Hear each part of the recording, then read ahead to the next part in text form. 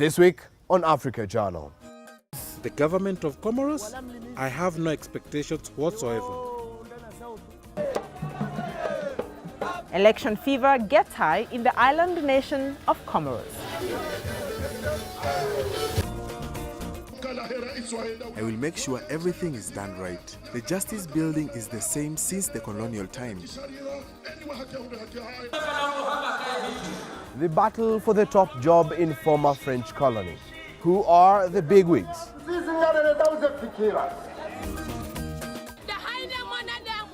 Each one who voted for Mamadou is an enemy of the country. Today we are fighting for democracy. We are fighting for our rights. Azali Athman becomes the people's favorite.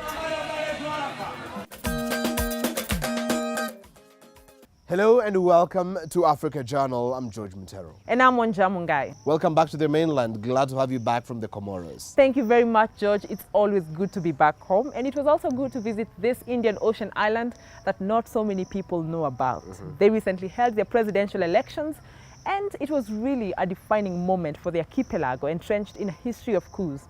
They've held about 20 of them, and 4 of them were successful since 1975, the independence year. Wow.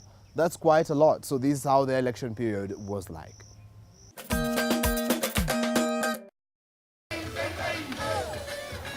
Excitement rarely reaches such levels on the island nation of Comoros.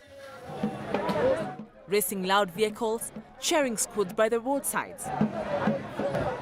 This had been the situation ahead of the 2016 presidential elections. Heated debates in downtown hangouts were dominated by politics, emotional citizens venting their feelings over the soon-to-come elections. I will not choose any of the 3 presidential candidates. Sincerely, they are all bad. They are not thinking about us. I will not vote because none of them is good. Comoros is made up of a series of islands situated in the warm Indian Ocean between Mozambique and Madagascar. On the island of Anjouan, excited group of youths had been dancing to tunes of praise for their favorite presidential candidate. By the beach, other citizens are going about their business as usual, like Said Hassan, a fisherman in Mutsamudu. The government of Comoros, I have no expectations whatsoever. I have not seen anyone come here to ask us what our problems are. Maybe they are too busy. For us fishermen, they have never done anything for us. So sincerely, I'm expecting nothing. The contestants have been crisscrossing the islands from Grand Comores to Anjouan to Moheli. The campaign rallies fully packed, with expectant masses and politicians wooing their voters. I can tell you one thing. I ran Grand Comoros for 5 years, and the few things about my island. I'm sure that the people know what I have done, and the little resources we have. You saw how it was used, and that's why I chose to run for the presidency. Time has come for Ngazija. It's my time and time for Ngazija. Grand Comoros. The election fever did not spare walls and public spaces. Posters and billboards littered them with faces of the various presidential candidates, from Mohammed Ali Swali to Mwinyi Baraka and Azali Azuman, as well as their governor running mates from the 3 islands. Most of these adverts are products of Archimedes Ali, a media proprietor in Moroni. Through his printing company, he has worked with the various politicians in conceptualizing, designing and printing their campaign adverts. This political hype has earned him approximately 11 million Comoran francs, or 22,000 euro. Economic gains are nothing to write home about for many citizens, like 27-year-old Fatuma Mohammed, who owns a salon in the central business district. Here in Comoros, we have many problems, especially energy problems. In this salon, I need electricity and water. At times we can lack water for 1-2 weeks. And you know this job we need water, electricity. I rely on generator. I managed to buy one, but the fuel is so expensive, so I put it on only when I have a client.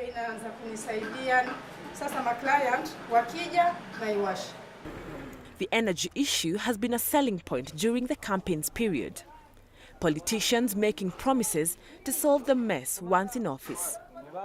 Ma priorité, si je suis élu président. My first priority when I become president will be the energy sector, because without energy, development cannot be realized. L'énergie aux Comoros. On a good night in Moroni, streets are well lit. Vendors by the roadsides enjoy making sales of grilled fish, skewers and cassava. But most of the time, business turns sour due to blackouts. It's a big problem. Almost every day we are using these lanterns, and we have to because we can't stay at home.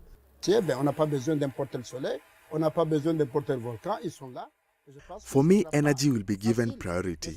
We are privileged as a country to have sun apart from the 3 months of rain, and we've got a volcano from which we can derive energy. Within my first year as president, I will make it a priority.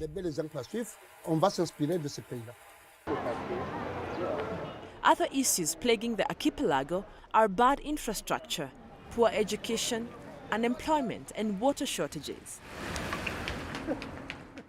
At stations like this, residents queue to fetch water, but not every day they are guaranteed of at least a drop. It's a big problem. Every day we come here to wait for water. At times we wait even up to 1 a.m. waiting for water. They say it all trickles down to poor governance. While most of these issues have a long way to go for a solution to be realized, these youths will be chanting praises for their dream leader.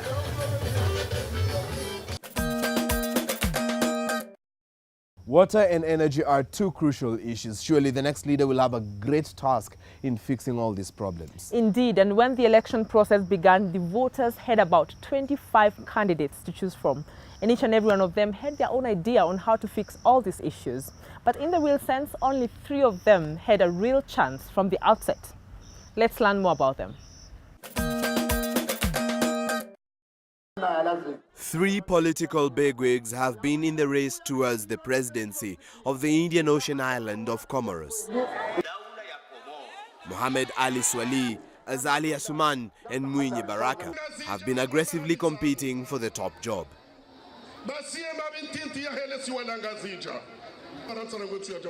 In numerous political rallies, each presented their manifesto to the public. I will be in charge of justice because it will be my responsibility. I will make sure everything is done right. The justice building is the same since the colonial time.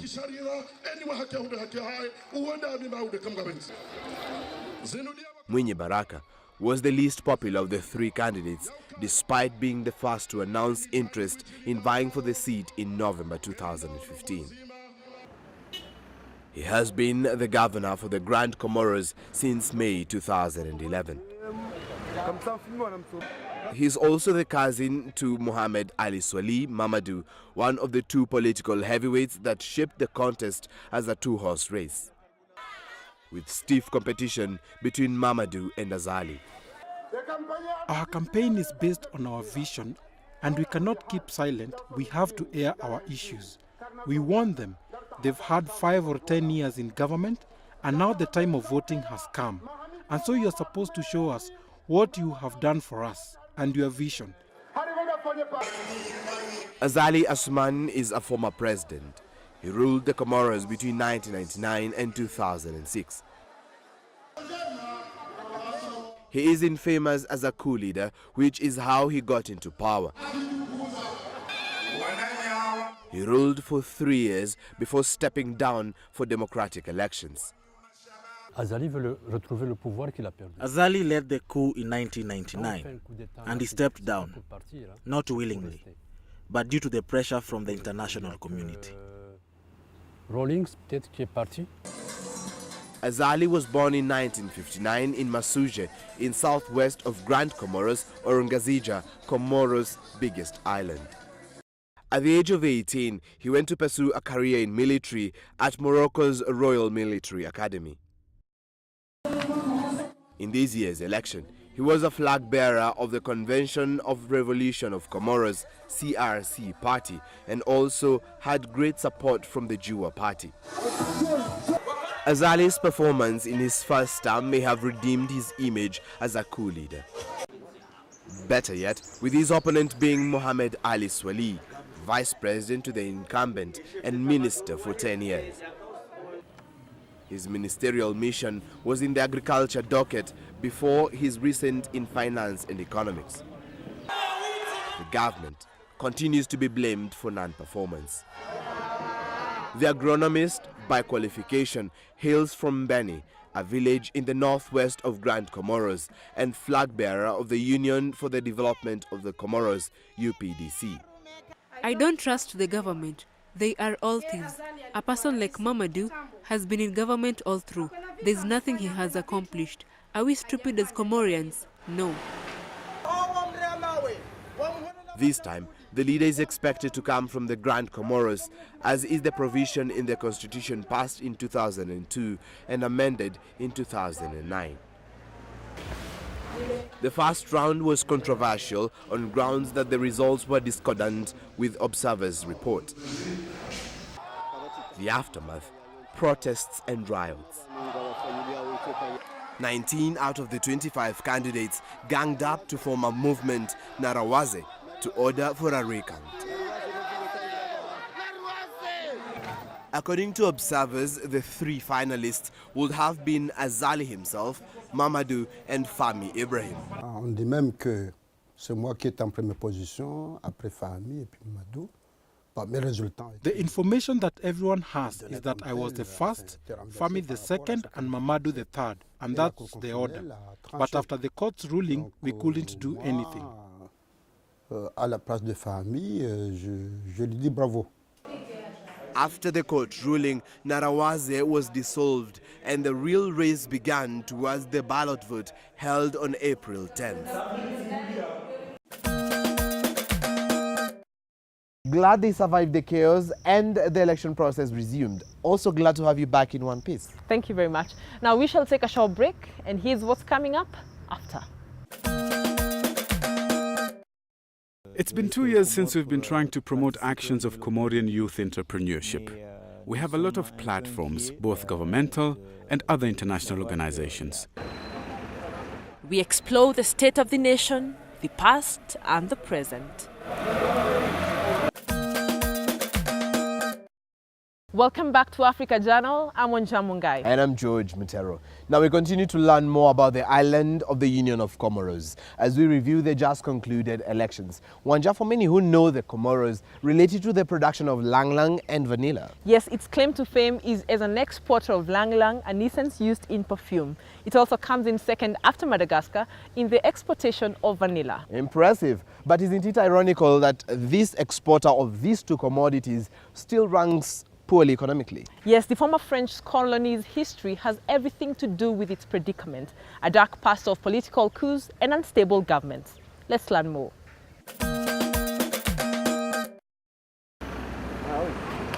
Comoros has been struggling to gain political stability. The population is a melting pot of Africans, Malays from across the Indian Ocean, and Arabs. This emerging republic is made up of 4 major islands: Grand Comore, Moheli, Anjouan, and Mayotte. Mayotte remains a French overseas territory after it voted against independence. The remaining islands gained self-governance in 1975 with Ahmed Abdallah as the president. One short month later, he was ousted by Justice Minister Ali Soili.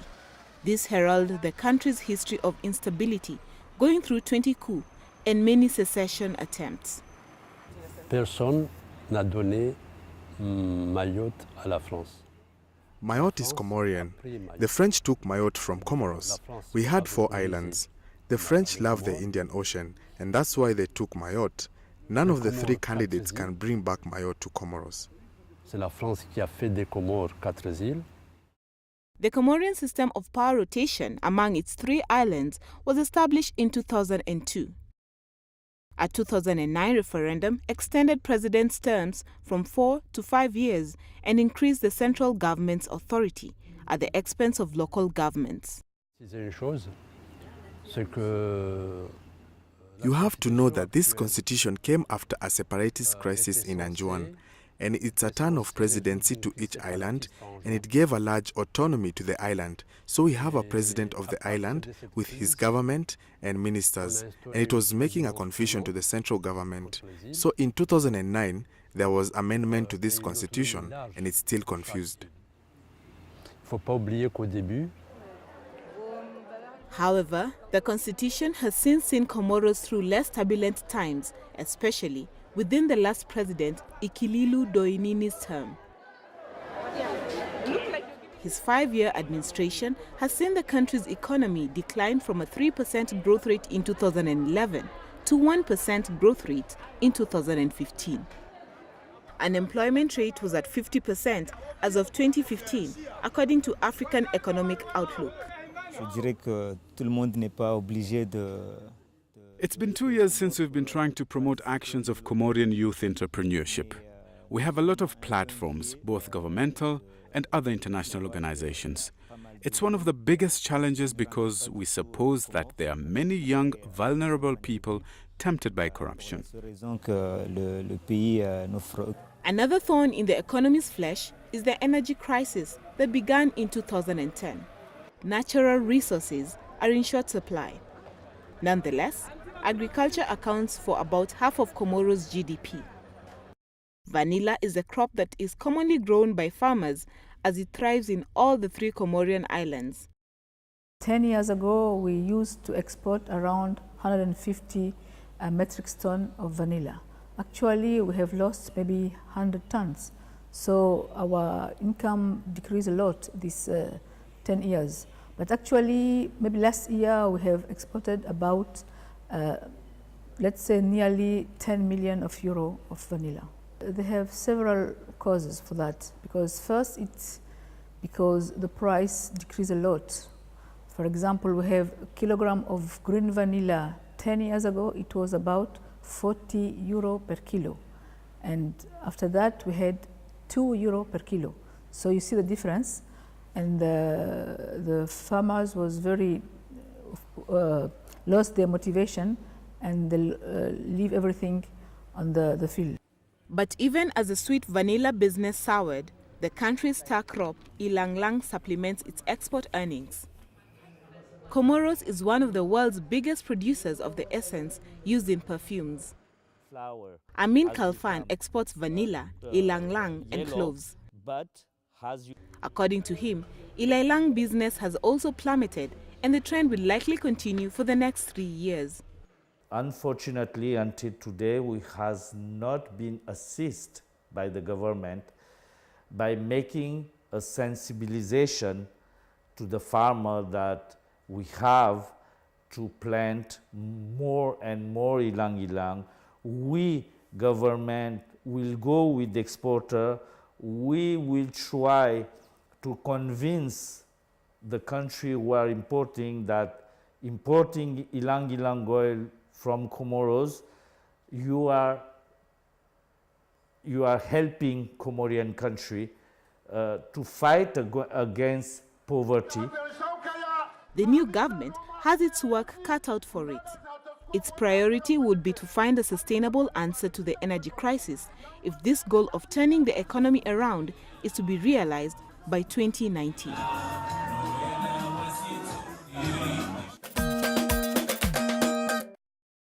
Recently, the country has been more stable, and the compliance to the constitution by outgoing President Ikilolu Donyinyi is good for democracy. Yes, the April 10th elections paved way for a new leader, though a delay in announcing the results would have sparked unrest. So, who's the new man in power?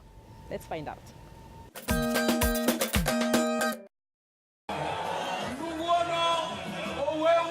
The island of Grand Comoros becomes the center of attention and celebration.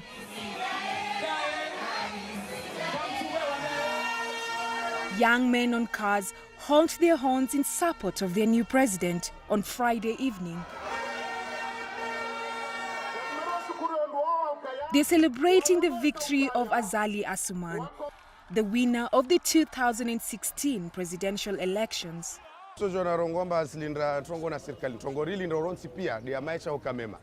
We do not expect much from the new government. All we are asking for is better living standards for all of us. That's the reason why we are voting to choose the best one, the candidate who can do something for us.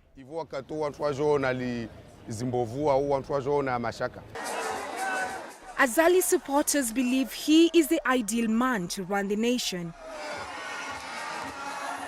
Presidency is a shoe that easily fits him.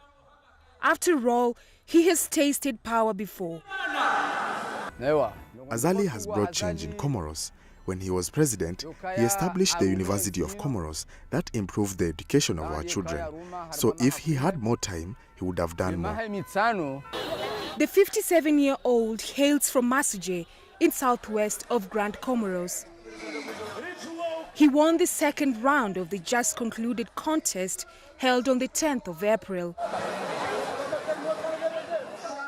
The declaration was made a week after the polls. Voters say there had been a tense wait for ballots to be counted.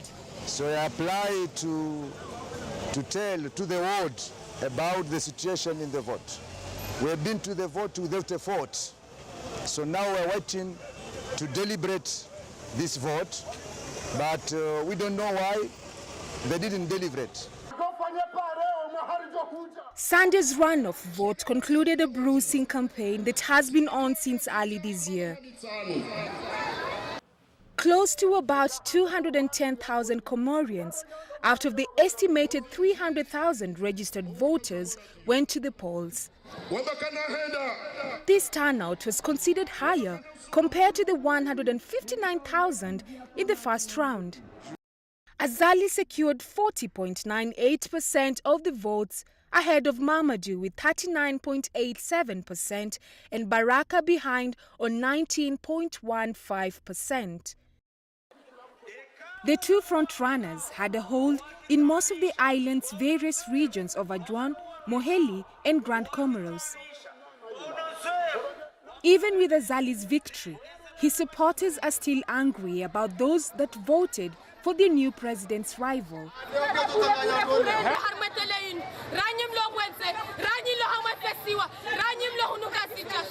For those watching this TV from here or in the diaspora, each one who voted for Mamadou is an enemy of the country. Today we are fighting for democracy. We are fighting for our rights. What else demonstrates democracy? Today there is no democracy. It's dictatorship against us.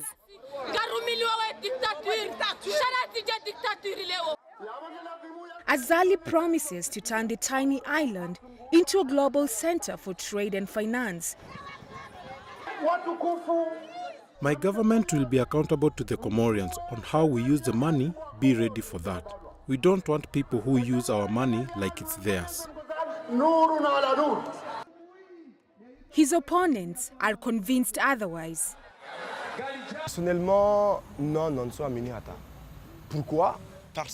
Personally, I don't think Azali will do anything because he first was a president for 3 years before he did a coup. Secondly, after masquerading, he didn't do anything and he had the opportunity to bring change.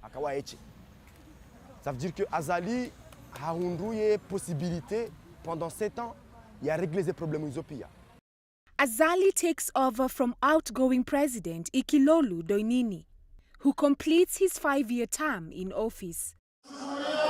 His inauguration is set for May this year, but when it will actually happen is not clear. In the meantime, Comorians will be keeping an eye on Azali. They are hopeful all the promises made will be translated into reality.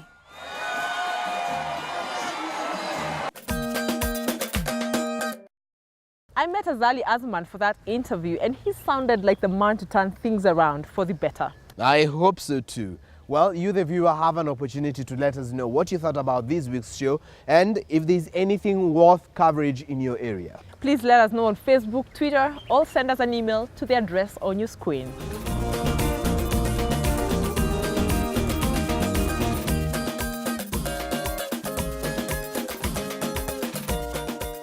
That's it for this week. Here's what's on next week. wrestle it out in the judo ring in Ghana. From me, Wanja Mungai. And me, George Mutero, and the entire Africa Journal team, have a lovely week.